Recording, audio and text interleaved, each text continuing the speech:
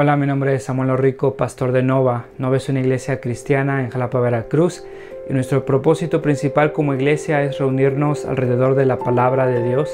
Creemos que Dios a través de su palabra es como transforma a su pueblo. Nos llama a creer, a arrepentirnos, a amar lo que antes aborrecíamos, a aborrecer lo que antes amábamos. Y entonces, antes de empezar con esta prédica, déjame recordarte un par de cosas. El propósito principal para subir estas predicaciones en línea es para aquellos comprometidos con una iglesia local que no pudieron asistir por cualquier razón a su iglesia este domingo. Estas predicaciones son un recurso para nosotros, para poder crecer, para poder escuchar la palabra de Dios. Sin embargo, creemos que un cristiano no puede existir sin una iglesia.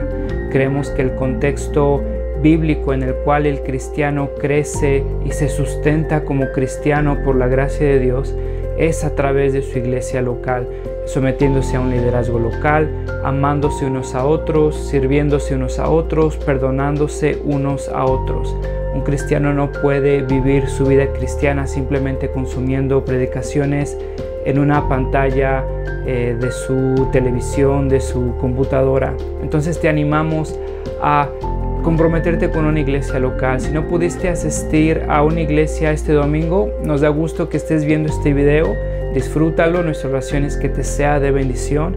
Sin embargo, si no te has comprometido con una iglesia local, mi oración es que puedas comprender que el amor de Dios se refleja en medio de su pueblo, mostrándose en la iglesia local.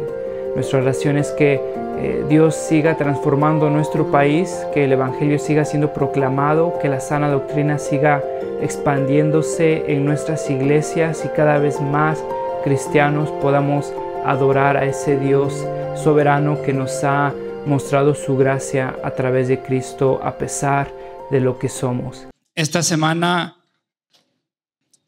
me desperté con la noticia que Trump está planeando seriamente una invasión lenta.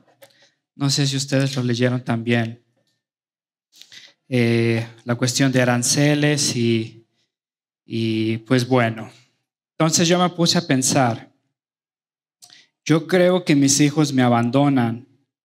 Si llega a pasar algo así, yo creo que recuerdan que nacieron por allá y yo creo que se regresan. ¿Sabes algo interesante? Durante la Segunda Guerra Mundial fue que muchos nazis, muchos alemanes, cuando vieron la próxima derrota de su imperio, estuvieron dispuestos a vivir, a mudarse a Estados Unidos o a Inglaterra, antes previamente sus enemigos. Y una de las razones por las cuales lo hicieron fue que se dieron cuenta que tenían más futuro por esos lados. Tenían una ideología que era ahora prevalente, o por lo menos había vencido en contra de lo que era el imperio nazi. Imagínate si Trump llega a invadir México. Ahora, me pregunto, ¿cuántos de nosotros estaríamos dispuestos a ser mexicanos hasta lo último? Imagínate si Trump te extendiera paz, nacionalidad, todos los derechos, todos los privilegios, que incluso Estados Unidos estuviera dispuesto a limpiar todo lo de la corrupción, pon tus calles bonitas, todo, ¿no? ¿Estarías dispuesto? Ponte a pensar en qué es lo que te hace ser mexicano. ¿Por qué tendrías que decidir ser mexicano hasta la muerte? Ponte a pensar en qué es lo que le debes a la presidenta. ¿Qué es lo que te haría decidir ser mexicano hasta lo último y pelear tal vez, porque las cosas sigan siendo igual en México, la misma corrupción? Por lo menos es algo interesante de pensar, ¿no es cierto? Sabes, en esta porción vamos a ver cómo es que Jesús les da la misma opción a la gente que los está siguiendo. Vamos a ver que en esta porción Jesús nos invita a decidir con Jesús o en contra, con Jesús o en contra. Y nos invita a darnos cuenta que con Jesús hay victoria y sin Jesús derrota. Con Jesús o en contra. Con Jesús hay victoria, sin Jesús derrota. Y sabes, quiero separar estos versículos en 4 puntos para que lo podamos entender de forma más fácil. Quiero que veas conmigo el milagro, la reacción, el desafío, la advertencia. El milagro, la reacción, el desafío y la advertencia. Ahora quiero que te des cuenta que este milagro, lo que está a punto de acontecer, revela el corazón de las personas que están siguiendo a Jesús. Este es el evento donde Jesús provoca diferentes reacciones en medio de la gente que lo está siguiendo. Jesús va de camino hacia Jerusalén, ¿te acuerdas? Se ha puesto de camino a Jerusalén desde capítulos anteriores. Ahora entonces sucede un evento que revela el corazón de la gente que los está siguiendo, y esto que pasa en este versículo 14 es una respuesta a lo que Jesús acababa de orar con sus discípulos. ¿Te acuerdas que Jesús le está enseñando a sus discípulos a orar? Y entonces en una de esas peticiones Jesús está orando que el reino de Dios venga. Y te acuerdas que entonces la oración del cristiano es un reflejo del corazón del cristiano. Dime cómo oras y te digo qué tipo de cristiano eres. Dime cómo oras y te digo si eres cristiano.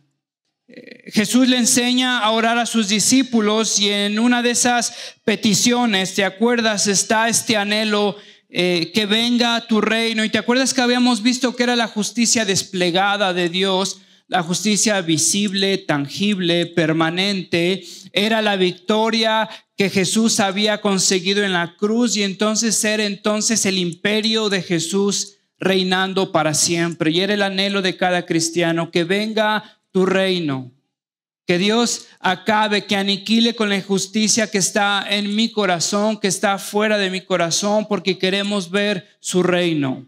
Ese es el anhelo del cristiano. Jesús va entonces camino hacia Jerusalén, y vemos en otra ocasión Jesús expulsaba de un hombre a un demonio que lo había dejado mudo. Cuando salió el demonio, el mudo habló y la gente quedó asombrada. Date cuenta de esto, que esta persona había sido poseída por un demonio, por un espíritu inmundo, y esto le estaba causando a él imposibilidad del habla, no podía hablar. Y ahora fíjate, quiero que te des cuenta de esto. Lucas era un médico. Lucas, incluso particularmente en su evangelio, utiliza lenguaje técnico, tiene un interés que los otros evangelistas no tienen para describir enfermedades. Lucas hace una distinción entre lo que es un diagnóstico médico y una posesión demoníaca. Si no me crees, por ejemplo, en Lucas capítulo 4, versículo 40, ahí se ve una distinción bastante clara de Lucas. Dice: al ponerse el sol, la gente llevó a todos los que padecían de diversas enfermedades. Ahí está haciendo énfasis en enfermedades físicas, diagnósticos médicos. Él puso las manos sobre cada uno de ellos y los sanó. Fíjate, además de muchas personas, salían demonios que gritaban: tú eres el Hijo de Dios. ¿Por qué te digo esto? Porque Lucas tiene una cosmovisión bastante cristiana, donde Lucas está reconociendo que somos personas complejas, materiales, espirituales. Y Lucas, sabes, no es una persona crédula. Lucas es una persona que cree, que tiene fe. Sabes, una persona crédula es una persona que le muestras unos cristales mágicos y los frota. Le comentas que la tierra es plana y se convierte en terraplanario. Le tiene miedo a los reptilianos. Sabes, un cristiano no confunde fe con superstición. Sabes, Hebreos capítulo 13 dice que la fe cristiana es la convicción de lo que nosotros sabemos o esperamos. Ahora, date cuenta de esto, que esta convicción no es una fe ciega. Está basada en convicciones o en promesas probadas, anunciadas, afirmadas en el carácter de Cristo y en lo que ha hecho Dios desde el Antiguo Testamento. Te digo todo esto porque quiero que te des cuenta que Lucas entonces tiene un equilibrio cristiano en cuanto a la realidad de que somos personas espirituales y somos personas físicas, y está entonces reconociendo que esta persona no puede hablar y su causa en este momento simplemente no la minimiza como tal vez ansiedad, tal vez preocupación. Lucas sabe que en este caso, en este ejemplo, su causa es espiritual. Y sabes, como siempre te lo he dicho, cuando atravesamos este tipo de versículos, sería un error resumir todos nuestros malestares a un desbalance químico. Como tanto sería un error reducir todos nuestros malestares a un demonio que nos está tratando de molestar. Sabes, Lucas tiene este balance físico, este balance teológico, y reconoce que este sufrimiento físico es causa por un mal espiritual en este hombre. Y muestra la superioridad de Jesús, porque Jesús redime ambos. Jesús entonces libera a este hombre y su habla regresa. Jesús muestra que es superior y Jesús demuestra que está expandiendo su reino, porque esa es la oración del cristiano, ¿te acuerdas? Que su reino sea establecido. Y es Jesús entonces avanzando su reino, conquistando, expandiendo su luz, derrotando la oscuridad. Victoria tras victoria es Jesús anunciando las buenas nuevas de que Él ha venido como nuevo rey, que su imperio entonces ha de ser permanente, incondicional, basado en su gracia. Y quiero que te des cuenta que entonces Lucas ni siquiera se enfoca en este exorcismo o en esta expulsión. Quiero que te des cuenta que el énfasis es la reacción de la gente. ¿Te acuerdas que habíamos visto 4 puntos? El primero es entonces el milagro, el segundo es la reacción. Quiero que vayas conmigo a la reacción. Y quiero que te des cuenta entonces cómo Lucas agrupa estos verbos, estas acciones. Cuando salió, habló y gente quedó. Date cuenta que agrupa estas 3 palabras y en el original aparecen juntas una de la otra. Salió, habló, quedó. Cuando salió el Espíritu, el mudo habló y la gente quedó. Me pongo a pensar, híjole, ¿qué habrá hecho el mudo? ¿Cómo lo habrá expulsado? ¿Qué habrá dicho? ¿Cómo estaba vestido? ¿Cómo estaba el clima? ¿Qué hizo Jesús? ¿Qué postura tomó? Para Lucas no fue importante. Lucas te quiere poner el énfasis en la reacción de la gente. De versículo 14 al 15 vemos que hay asombro, incredulidad, inseguridad. Asombro, incredulidad, inseguridad es la reacción de estas personas. Del versículo 14, en la segunda parte, la gente quedó asombrada. Versículo 15, algunos dijeron: este expulsa a los demonios por medio de Belcebú, príncipe de los demonios. Otros, para ponerlo a prueba, le pedían una señal del cielo. Había gente que estaba asombrada, gente que reaccionó con incredulidad y gente que estaba insegura, quería más señales. Quiero que vayas conmigo a la gente que está asombrada. Quiero que pongas atención en que Lucas ni siquiera está describiendo más allá de su reacción. Lucas está enfocándose en la reacción de asombro que estas personas tienen. Y una pregunta que yo tenía era, bueno, ¿será que estas personas habrán creído en Jesús? ¿Vieron algo que seguramente nunca habían visto? ¿Cuántos de ustedes han visto a un mudo hablar de la nada? Yo no lo he visto y dudo mucho que lo llegue a ver. Es Jesús demostrando su poder.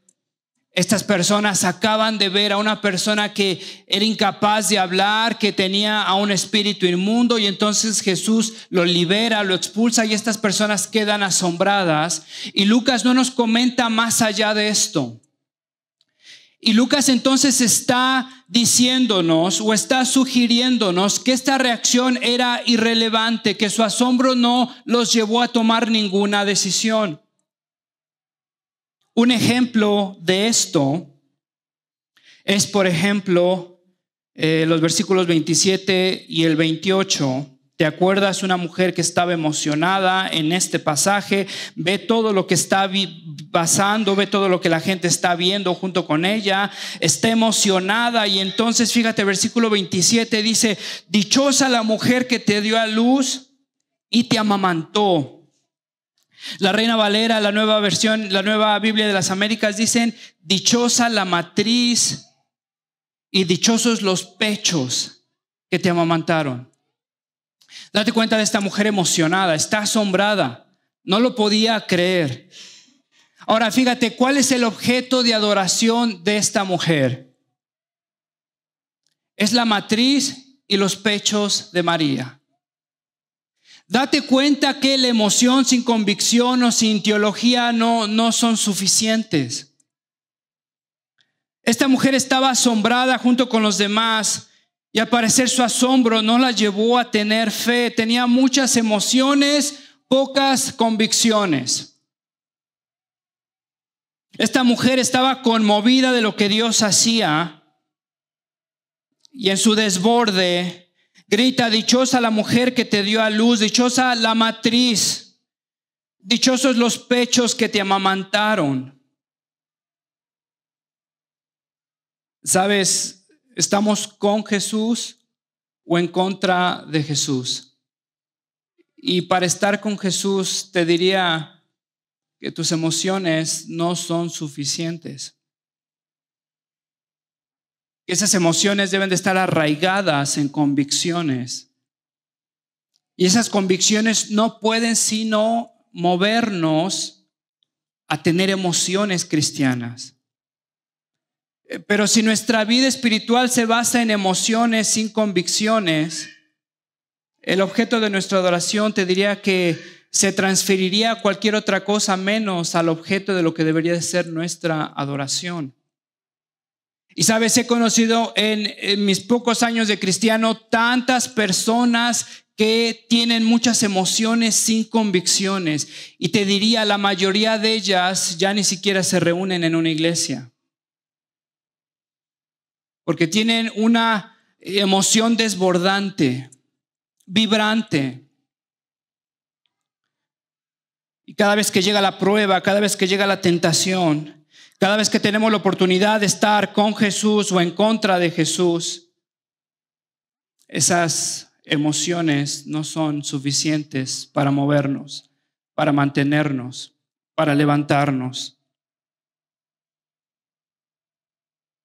Versículo 28, dichosos más bien, dice Jesús. ¿Te das cuenta que le está corrigiendo? Ni siquiera dice sí, pero. Dichosos más bien. Contestó Jesús: los que oyen la palabra de Dios y la obedecen. ¿Con Jesús o en contra? Si estás con Jesús, tus emociones son fruto de tus convicciones, y tus convicciones sustentan tus emociones. Ve conmigo al otro grupo, al grupo que reaccionó con incredulidad. Y es una incredulidad no racional, como el clásico ateo de moda, que no sabe ni lo que cree, pero no cree en lo que otras personas creen. Versículo 15, este expulsa a los demonios por medio de Belcebú, príncipe de los demonios. Belcebú, otro nombre, un nombre cananeo, significa Dios de la inmundicia, Dios de las moscas, un nombre despectivo a Satanás. Estas personas están diciendo: este cuate está trabajando para Belcebú, está trabajando para el Dios de la inmundicia. Hay otros que reaccionan con inseguridad y piden una señal del cielo. Al parecer, un poco de piedad mostraban, porque los judíos cuando venía un profeta, un maestro, entonces le pedían que demostrara si fue enviado por Dios. ¿Te acuerdas de Deuteronomio 18? Le enseña a los judíos a probar a los profetas. Sin embargo, date cuenta de esto. Estaban inseguros, pedían una señal del cielo cuando Jesús acababa de expulsar demonios. Se la ha pasado expulsando demonios, ha cumplido profecías. Sabes, muchas veces en nuestra búsqueda de fe de Jesús, nuestro problema es que no tenemos pruebas, sino que nuestro corazón ha permanecido incrédulo. Timoteo, 2 Timoteo capítulo 3, versículo 7, ellos siempre está hablando de las personas que aparentan piedad, pero no tienen frutos de piedad. Estas personas siempre están aprendiendo, pero nunca logran conocer la verdad. Tienen mucha información, mucha teología, y todo eso ha sido incapaz de transformarlos, de quebrantarlos. Sabes, si tus emociones no son suficientes, tu curiosidad no es suficiente, ¿estás con Jesús o en contra? Vemos el milagro, las reacciones. Quiero que veas el desafío conmigo. El tercer punto, el desafío. Jesús presenta dos problemas a los argumentos de estas personas y en resumidas cuentas Jesús les dice, ¿cómo es que Satanás va a estar contra Satanás? No tiene sentido. En el versículo 17 muestra un poco más de sus atributos. Como él conocía sus pensamientos, él le responde. ¿Te acuerdas en Lucas 5, versículo 22, cuando Jesús acababa de sanar a un paralítico y entonces la gente estaba murmurando y Jesús se da cuenta de lo que estaba en sus corazones y aparece la misma frase, pero Jesús sabía lo que estaban pensando y les dijo, ¿por qué razonan así? Que es más fácil decirle tus pecados quedan perdonados o decirles levántate y anda. Y estas personas que buscan más pruebas y tienen más dudas, que están inseguros, estaban ahí. Y me pregunto si estaban rascándose las cabezas y pensando, híjole, ¿cómo supo lo que había en nuestros corazones? ¿Y cómo lo respondió? Pero querían otra señal del cielo, querían otra prueba. Fíjate entonces del versículo 17 al versículo 18. Jesús le responde, no es posible que yo esté trabajando para Satanás porque un reino dividido es asolado, una casa dividida es derrumbada. ¿Y cómo es que Satanás va a estar expulsando demonios? No tiene sentido.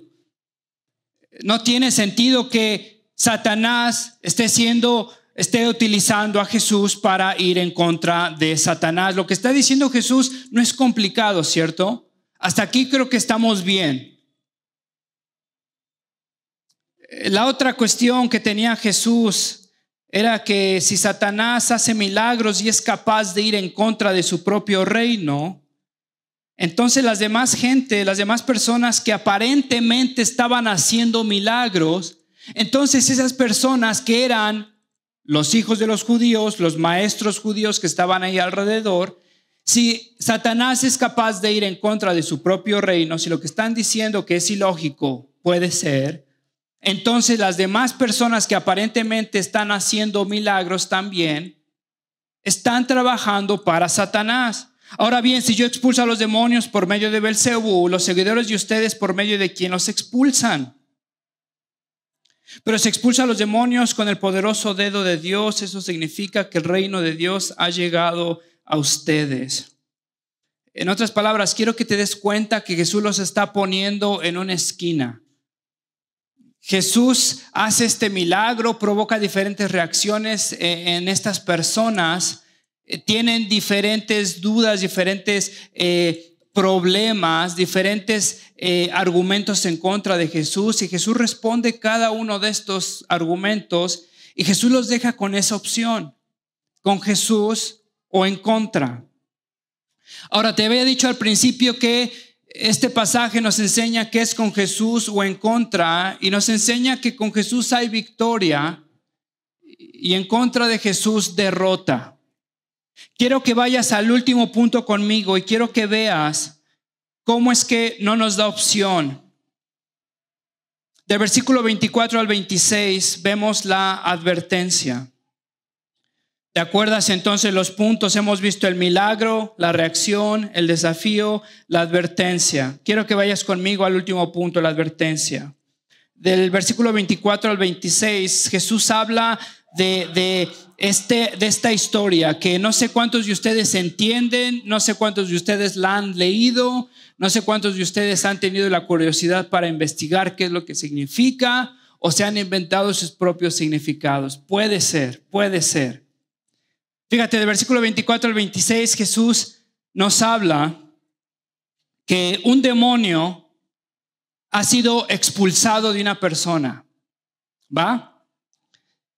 Y entonces este demonio está ahí moviéndose, está refugiándose en lugares áridos. Y este demonio es incapaz de buscar otro lugar para vivir, para habitar. Y como no puede buscar un lugar donde habitar, entonces ¿qué es lo que hace? Regresa con la persona con la cual él había sido expulsado. Y entonces fíjate lo que dicen, regresa con esa persona y trae con él más demonios. Regresa con esa persona y ¿te acuerdas lo que dice? Esa casa está limpia, está ordenada, está escombrada, porque el demonio ha sido expulsado. Alguien acomodó ese desorden. ¿Va? ¿Estás conmigo? Alguien limpió este lugar. El demonio va por lugares secos, no puede buscar otro lugar y entonces regresa y ve todo en orden, hay más espacio, trae demonios consigo, con él, y entonces dice, y su situación ahora es peor. Versículo 26, así que el estado final de aquella persona resulta peor que el inicial. Ahora, ¿por qué esta historia? ¿Por qué en estos versículos? ¿Qué significa? Recuerda el contexto. Jesús acaba de hacer un milagro, ¿no es cierto? Y ese milagro entonces, ¿cuál es? Acaba de liberar a una persona. ¿Va? Es el cumplimiento de la oración del cristiano, que tu reino venga, y es Dios conquistando, es Dios venciendo, es Dios expandiendo su luz, y entonces libera a esta persona. Y hay personas, hay diferentes personas alrededor que están culpando a Jesús por hacerlo en el nombre de Satanás. Jesús le responde muy sencillamente, esto es imposible, porque Satanás no puede trabajar en contra de Satanás, tiene que ser Dios actuando conmigo.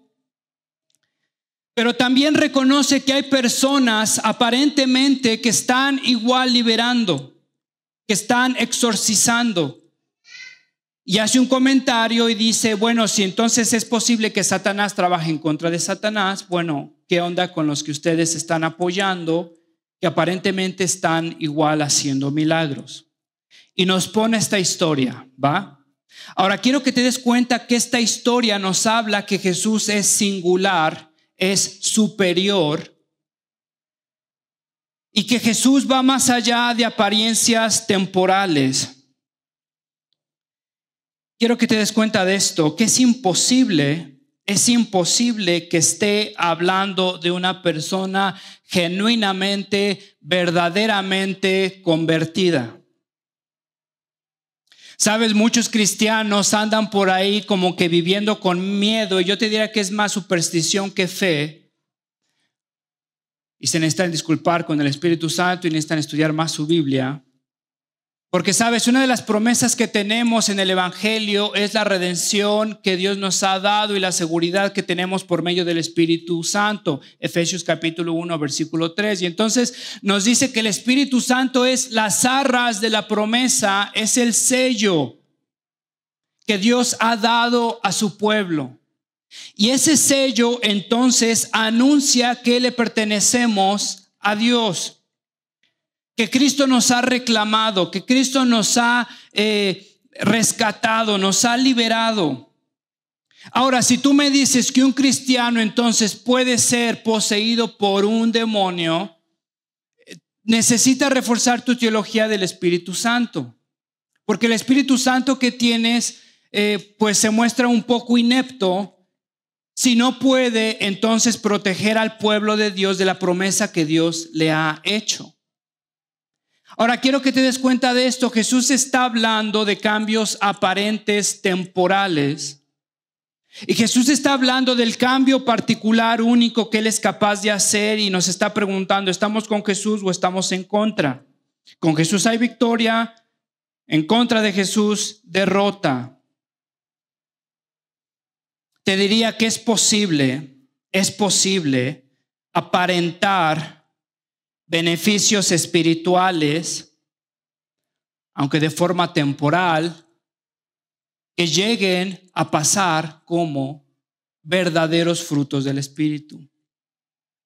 Hebreos 6, versículo 4, porque es imposible que aquellos que han sido una vez iluminados, que han saboreado el don celestial, que han tenido parte en el Espíritu Santo, que han experimentado la nueva palabra de Dios y los poderes del mundo venidero, pero después de todo esto se han apartado, renueven su arrepentimiento, pues así para su propio mal vuelven a crucificar al Hijo de Dios y lo exponen a la vergüenza pública. Ya hemos predicado a través de Hebreos, no sé si te acuerdas. Y la advertencia que hace el autor de Hebreos es para estas personas que se han confundido en una cultura cristiana sin ser verdaderamente transformados. Y estas personas han experimentado los beneficios, siquiera de forma superficial, de lo que es la iglesia. Pero estas personas han rechazado a Cristo. Sabes, te diría que hay diferentes maneras de cambiar. Hay diferentes maneras de expulsar tus demonios. Hay terapias. Hay algunas que al parecer son bastante buenas. Hay medicamentos. En el gimnasio siempre la gente está diciendo, estoy sacando mis demonios. Tal vez rompieron con alguien, no sé, alguien los lastimó y ahí están en el gimnasio, ¿no? Y entonces dicen, estoy sacando mis demonios. Mira, hay diferentes formas de mejorar tu vida. Sabes, un cristiano, te diría, inocente, parroquial, argumentaría que es imposible mejorar tu vida fuera de la iglesia. Sabes, honestamente, hay personas más exitosas afuera de la iglesia. Incluso tal vez los ves manejando y con más paz que uno. ¿Sabe la diferencia que hace Jesús? Es que sus victorias son permanentes. Sus victorias son incondicionales. Sus victorias son fruto de transformación. Con Jesús hay victoria porque Él está dispuesto a ir al fondo de tu corazón. No solamente a cambiar síntomas exteriores. Está dispuesto y es capaz de confrontar cada rincón de tu corazón, cada oscuridad en tu corazón. Está dispuesto a saber y afrontar cosas que tal vez ni siquiera le has dicho a nadie.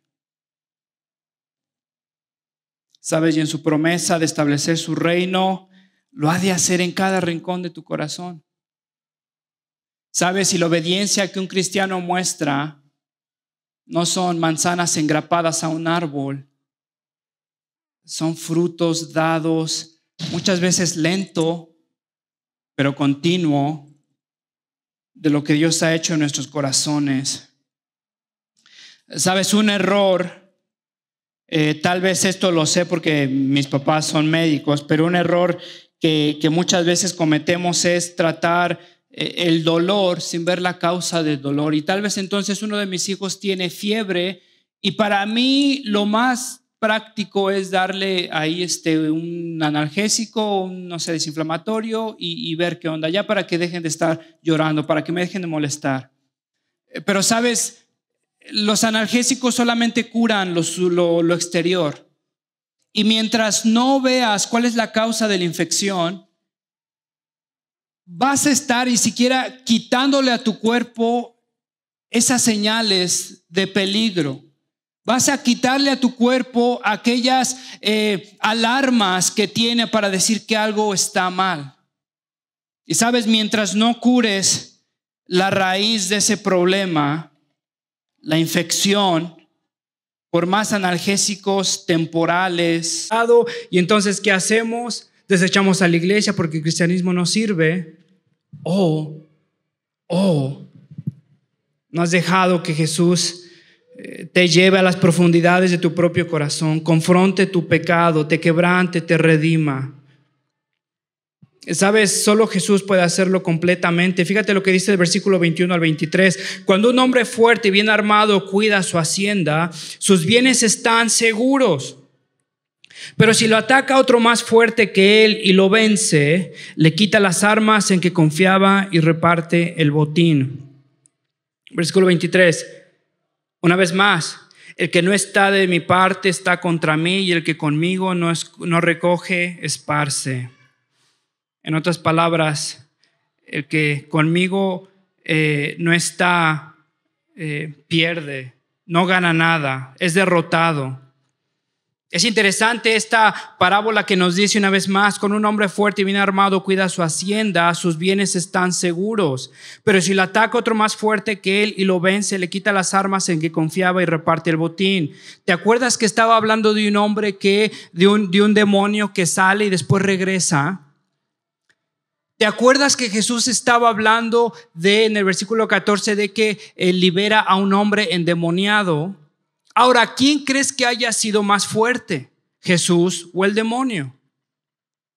¿Y crees que entonces, si Jesús ha liberado a esta persona, le ha dado a su Espíritu Santo y le ha dado la promesa de transformación, de redención, de santificación, crees entonces que Jesús pueda llegar a ser el hombre débil que pueda llegar a ser una vez más conquistado por un hombre más fuerte? Quiero que te des cuenta de lo que está diciendo Jesús, porque su redención es particular, es permanente, es superior. Porque si lo ataca un hombre más fuerte que él y lo vence, le quita las armas en que confiaba y reparte el botín. Y nos hace una pregunta más: ¿estamos con Jesús o estamos en contra? Emociones no son suficientes. Dichosos, mejor son los que escuchan su palabra y lo obedecen. Curiosidad no es suficiente. Jesús expulsa obscuridad, reclama a su pueblo, los asegura. Déjame terminar con esto. Estos versículos nos dan una advertencia y una esperanza. La advertencia, te hago una pregunta: ¿estás empeorando? ¿Estás empeorando? ¿Sabes? Tu situación es peor que antes. ¿Estás siendo controlado por un pecado?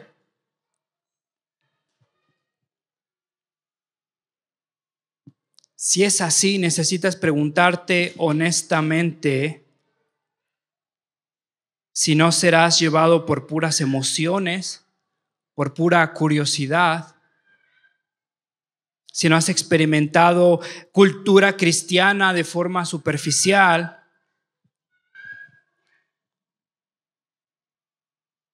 Si has mejorado con consejos prácticos que son buenos.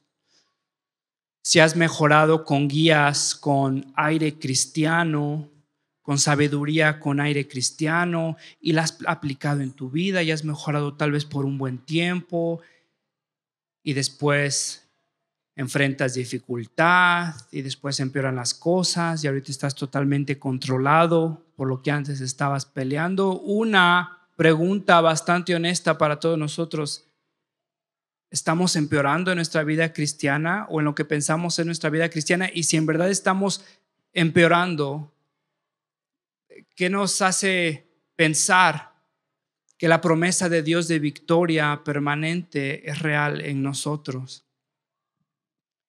Y sabes, esto también me deja con una esperanza: que Cristo no será derrotado y ha prometido a su pueblo redención, transformación, nos ha sellado Y muchas veces te confieso, cuando estoy en mi vida espiritual, a veces me siento peor de lo que estaba. Una vez más tengo que regresar al Evangelio y recordar que Cristo cumple sus promesas y que Cristo ha prometido llevarme a la estatura de su Hijo. Y para eso Él me va a confrontar, me va a quebrantar, me va a humillar, me va a redimir, me va a santificar. Y hermano, sé que mi vida cristiana está lejos de ser perfecta.